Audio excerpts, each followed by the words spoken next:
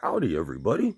Once again, coming to you from somewhere in the middle of nowhere, just before sunset. You can see that. Well, it's going to be another beautiful sunset. One good thing I can say about this area, you get a nice sunset. Although you might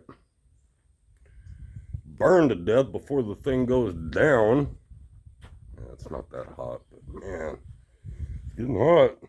It was nice and humid, man, and I think we're expecting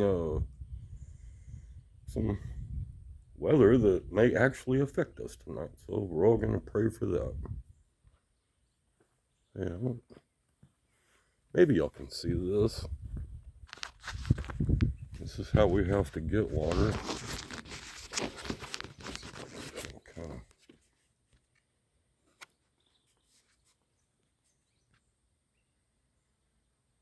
Way out there in the distance. You can see that line there, dark to light. Maybe you can see the water, maybe not. Well, that's what we call a pivot. You can kind of see two tires out there. Maybe it looks like a bicycle or something. Them tires are pretty big. They're pretty far away. And there's a sprinkler head probably every 4 feet. And it goes on for a quarter of a mile. So we'd always rather it rain instead of having to turn those things on to get your grass to grow to feed the cows. Well, but anyways, that ain't what this video is about. What is this video about? Well, this is going to be another redemption video. Seeing as how we did not capture the pellet yesterday, we got no excuses today.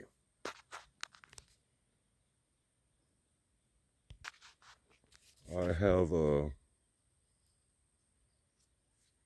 it's not really a bowling triangle. However, that's 5 deep. And our goal is to get through the 4th and captured by the 5th. But because the pellet yesterday was deflecting,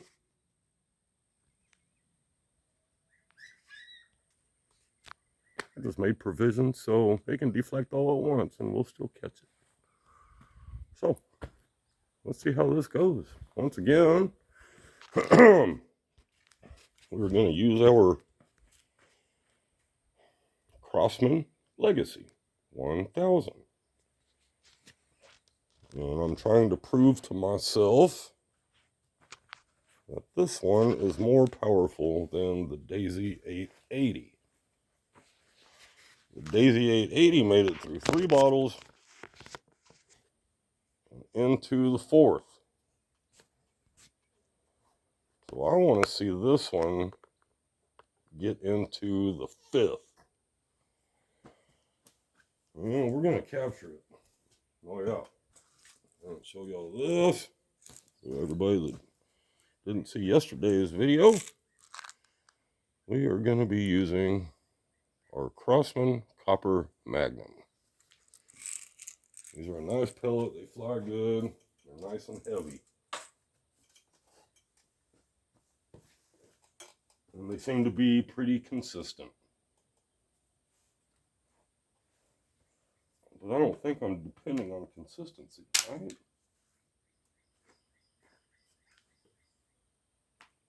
Wow. I'm dealing with the first mosquito of the year. I am not a fan of mosquitoes.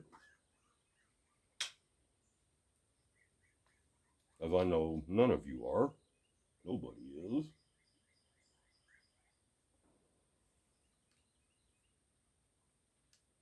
But we don't have a bad mosquito season because it's too hot.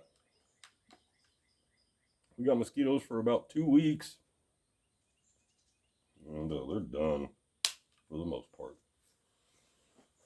Unless we get the proper amount of rain.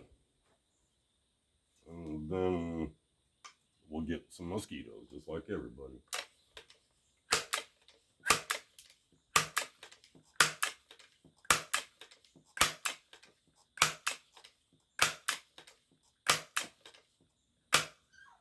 And for everybody that doesn't know, we're shooting these little water bottles at 20 yards. So for pellet gun standards, I would have to say that that's like shooting a 22 at least 50. That doesn't get talked about a lot, is what do you compare your pellet gun to? I mean, does your MOA change, or I guess what I'm trying to say is how accurate you expect to be changed, because all rifles are set up, everybody judges them at 100 yards. So what do you judge a pellet rifle at? That's something to put down in the comments. Perfect opportunity to get involved. So, let's get involved. It's going to be nice and easy. One shot, one kill. We gotta have a copper pellet in one of these bottles. And hopefully it's 5 away.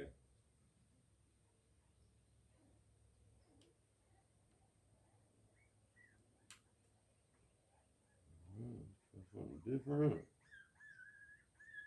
I try and keep all of my input off of this. At least I can touch it and grab this thing and still pull the trigger. That's what I'm looking for.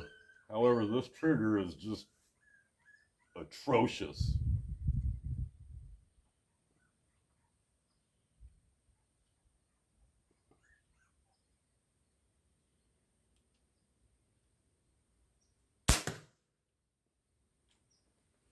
Well, all right. That was a nice dead center hit. And I would guess that it probably... I will guess that maybe it stayed in line with the center line of bottles. Just because I didn't see anything funky happen. So, here's our little setup here. Like I said, there was no way not catching this pellet. Or it could be on the plywood for all that we know. So that's what's funny about this. You can hit these bottles and they won't even leak. I think it's hilarious. Well, there we are, kind of low. Hopefully we're not too low. Ended up underneath everything. So here's one. Here's bottle number 2 in the middle. Yeah, that came out of both ends. Oh, excuse me. Hey.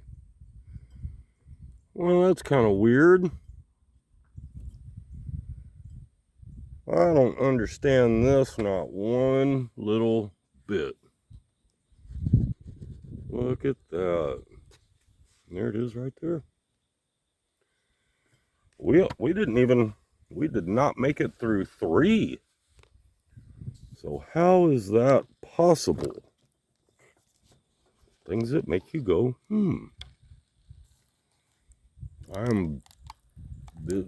wow. I figured we'd have had so much more power out of this. And then, in all actuality, maybe we did. And the reason it didn't go through all of them was for the same reason the high-powered rounds don't go as far as the 22.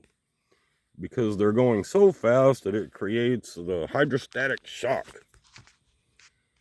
But since these don't mushroom, and this pellet didn't change size, not even a little. Not shape, not size, not nothing. I could throw it right back in the gun, shoot again. Nothing happens to it. What does happen, and I did see this last time, which was kind of neat. If it'll focus, you can see the rifling grooves on the tail. I wish it would focus a little better. Maybe I can position it a different way. It's hard to see right now. It's getting dark out here. Maybe y'all can see it. But yeah, man, there's rifling grooves on the skirt, tail, skirt, whatever that thing's called. And that's how it gets its stabilization. Just like all bullets. This one just doesn't engage as much of the rifling. It's just that little skirt. So, man.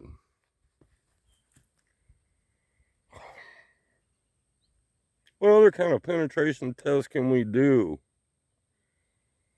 that would get more real world results? I always thought that this was like the best test in the whole world. I really thought that, and this really hasn't changed my perspective. I really think that Crosman legacy has got more on it than the Daisy does. You can almost feel it in the pump handle. And it's louder. And when I was shooting at the steel target, I took a steel target and I put a bunch of tape over it. And that way, it was kind of like a splatter burst. You know, you got a different color underneath the tape. And so with the Daisy, you know, man, it would make you could see it. It'd break the tape. There'd be a nice little hole there, and man, you could see it. However, when I was shooting at it with the Crosman, it peeled a lot of the tape back where it hit, which made me think that there was more going on, you know, while shooting it between the two different rifles. It seemed like one had just more impact than the other one did, and so of course I just decided that, no, that one's more powerful. And the rapport is different too. It sounds kapow. It sounds a little more powerful. So that's very funny that we only made it through 3 of these water bottles. Or no, we only made it through 2 and into the 3rd. And the Daisy made it through 3 and into the 4th. So, yeah. Interesting results. Did not expect this. Anyways, yeah, man. Comment down there what y'all think. And we can have a little discussion about that. I was really kind of serious about maybe it is because of the more speed, more hydrostatic shock, whatever it's called, and it just slowed down faster because it was going faster. Now, tell me what y'all think. Man, I love y'all. Y'all have a good night, and we will see you soon. Night, y'all.